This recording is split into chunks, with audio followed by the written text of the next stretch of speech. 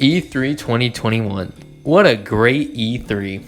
Due to a certain virus last year, we didn't get an E3, so this year we thought it was going to be incredible.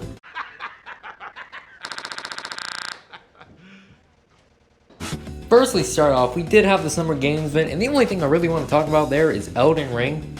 It actually exists, which is crazy, and that's the only game that people really cared about that came out of that. Hey, at least it's something. Now, to start off, we did have Ubisoft. I mean, they're a company, but they didn't really reveal much interest of me, so it's irrelevant. Like 30 more Tom Clancy games. I mean, we get those like every other day. We don't need more. Avatar game looks cool. Just why are they making it now? Would have been cool to make like 10 years ago. And then Mario and Rabbids. Don't know why they're making another one. I mean, it looks well. I mean, no, it doesn't. It didn't look like it ran well. A lot of games on the Switch aren't looking like they ran well. I mean, it looks good visually. It's just, I'm wondering why they're making another one. They're making another Just Dance. And they're like, oh, it's back. Just Dance come out every year. They were still making Just Dances for the Wii a while ago. Far Cry looks cool. I mean, it's kind of like the Tom Clancy games. There's too many of them, and I will not buy it. They showed a lot of DLC, which is weird, because it doesn't really matter about DLC, because people who already own the game are probably going to buy the DLC, and the DLC is not going to convince someone who didn't already buy the game. It was an Ubisoft conference. What were you expecting? It was going to be like this, no matter what. There was some cool stuff, I mean, I guess. Avatar and Mario Rabbids. That's about it. Gearbox was cool. They didn't really show much I cared about. I mean, at most, I probably cared about Wonderlands. It's a cool idea. I just want to know what it plays like, because you can't just show CGI trailers and you're going to pre-order, right? And then be disappointed. I'm not going to fall for that.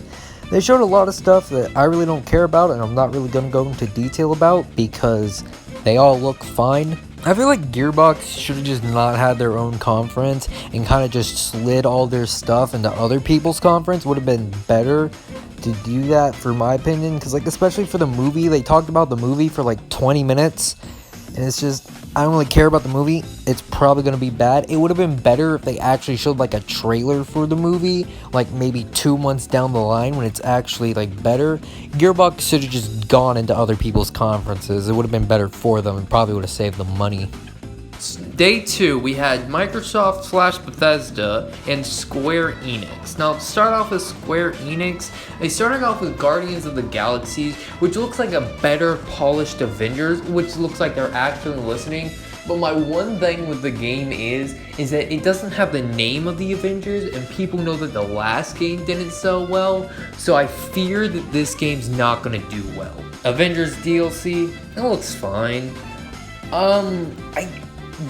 The next thing that they showed is very cool. We got HD remakes, like pixel art remakes of the original Final Fantasies. That's really cool. But why the fuck is it only on mobile and PC? People aren't going to play it on those. They already have like a billion ways to play it there. They should be on Xbox and PlayStation and even Switch. I think remasters, though, even though they're already on Switch, remasters would be incredible. But they're like, no, we're just gonna do mobile. Then they talked about some bullshit I don't really care about, but then finally they ended with the the Final Fantasy Origins. I mean, it's cool, and it kind of just looks like a Final Fantasy hack and slash, but hey, it has All Might. I am here! There was no Final Fantasy 16, which is kind of weird to me, because I feel like they would have at least shown like a release date or something, and it kind of scares me as well, because that may mean the game will possibly get delayed, or well, no, I don't even think it's going to get delayed. I just don't think it's going to come out in 2022. It will probably come out in 2023. Now on to Microsoft. They did pretty well. Now bear with me when I talk about Microsoft, because I am not saying everything. I generally forgot 90% of the stuff that they even revealed. We did actually start off with Starfield. Unfortunately, it was just CGI trailers. which sucks. I mean, come on, I don't even know what the game looks like.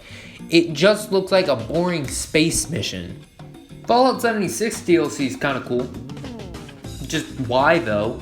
I feel like that game died like a year ago. I don't even know anyone who still plays that. What, 2 people who are going to buy the Fallout 76 DLC? That's cool. Psychonauts 2, we got some more gameplay of that. I've seen a lot of gameplay. I just want to play the game at this point. Playtime looks cool. I just really don't know what I'm getting myself into, so it looks cool. I may need to see more info or just rewatch the trailer. Halo Infinite multiplayer looks pretty nice. That's really all I can say about it. I'm not a big Halo fan, you know. Not a big Halo fan, but will get hyped for Slime Rancher 2. You know, it's just how it goes. Slime Rancher is cool. Let's go. I love how I have no care for Plague Time, but you know, I'm just like, fuck yeah, Slime Ranchers. I mean, yeah, it's kind of like you either don't like it or you do, and I did like it, and I'm kind of hyped for this. I would have rather them just made like free DLC, but you know, I'm cheap, so that's probably why. Atomic Heart looks cool, kind of reminds me of Super Hot. That's about all I have to say. Replaced, I mean, it looks kind of fun, but it's kind of a little slow for me. Grounded DLC, I mean, it looks cool. And then they talked about a ton of stuff coming to Game Pass for a while. I mean, cool, I guess. Age of Empires looks fine. Floors and Flight Simulator, I mean, they look nice. It's just like, I know a lot of racing fans about to like hate me, but it looks kind of the same. I like the tracks and new tracks, that's pretty cool, but it's just really not for me. Redfall, I mean, it's kind of cool, like zombie apocalypse style shooter, but like maybe it's just a CGI trailer. I can't really get hyped for a CGI trailer in a series that I know nothing about. And finally, the best reveal of all, an Xbox mini fridge. See, now this is how you get memed on. You make it into a marketing scheme. Day 3, the extras, and Capcom. Yeah, Capcom was a total letdown. Like what we've heard before, we thought we were getting info on a ton of new stuff. Or not really a ton of new stuff, but just like support for their games, which, you know, that would have been cool. But we did not. We got some Monster Hunter Stories info. I've never really been a Monster Hunter fan, so that's cool. We got info on games that have already released. I mean, I don't really want to see that, but okay. And a new Ace Attorney. I mean, it's cool. That was it. It was really just a filler day. Capcom's like Square Enix to me. They really could have just revealed their stuff at other people's conferences, and they would have been fine. A4, Bandai Namco and Nintendo. Who do you think's going to carry E3? You bet it was Bandai. And no, all they did was show one game and call it a day. That's it? And they talked basically the whole stream about a game really nobody cared about. I bet there's like 2% of people in the world who's like, yay, cool, we got this. But I still really have no idea what I'm looking at when I look at that trailer. Oh, the only way Nintendo could fuck this up is if they execute Captain Falcon and a lot of their mascots live at E3.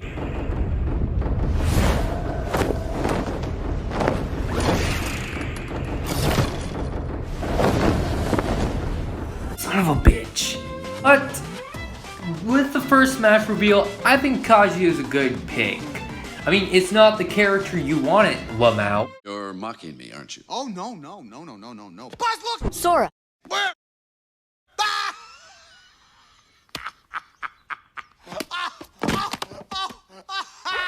I still think it's a good pick, and it's kind of like an obvious pick, because Bandai makes Tekken, and they kind of make Smash Bros. So it's like, yeah, it's an easy fit for Kazuya to be in the game. A lot of people are saying maybe Jin, but I think Kazuya just has more importance to be in the game. The stream port, it looks fine. We got the Guardians of Galaxy again with a cloud service. Yay, no one's gonna buy it on Switch. New Monkey Ball game actually looks pretty cool. It really relives the masochism in the games. We got a new Mario Party using old tracks. I mean, that's pretty nice. I think a lot of people are asking that. 5 tracks is kind of odd, and they only showed 2 of them. So it's like, no Wario Pen. No, what was it called? I forgot the one with Wario, but the one with Wario. It's an N64 track, and I like that they're using like old stuff, and it's gonna be easier to make. Mario Golf looks nice, but my fear is it showed the free update, which shows to me the game's unfinished. WarioWare, that looks nice with multiplayer, but I feel like it seems like a basic WarioWare game that if the 3DS was just a bit more powerful, it could run on that. Shin Megami Tensei looks nice. I've never really liked those type of RPGs, but I may pick it up and play 5 hours and never play it again. The game does look a bit too powerful for the Switch, which is what I fear, because a lot of games have not been looking like they run well. This may be stream problems, but it's just a big fear that like the Switch is dying to the point where it can't even run its games that are meant to be on the Switch. Then we got Metroid fucking Dread. Holy shit, this game has been in like development for 19 years. That is insane. And they're finally actually making it.